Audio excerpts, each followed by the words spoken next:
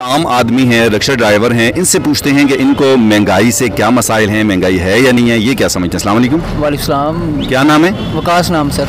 वकास, कब से रिक्शा चला रहे हैं? सर इधर मेरे 2.5 महीने हो गए, पहले मैं लाहौर में चलाता रहा हूँ। वकास, कितना कुछ दिन में कमा लेते हैं? सर मालिक की मसा दिहाड़ी निकलती है, किस्तों की गाड़ी है, तो महंगाई बहुत ज़्यादा है।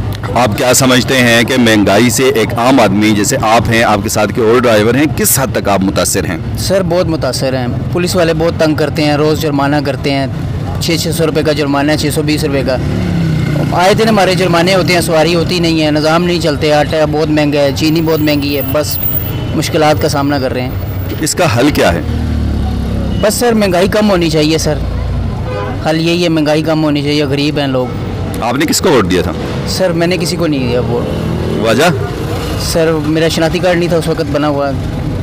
तो यहाँ महंगाई ज़्यादा है या लाहौर में ज़्यादा है, या दोनों पे सेम ही एक जैसी? सर एक ही जगह है, सब एक जगह।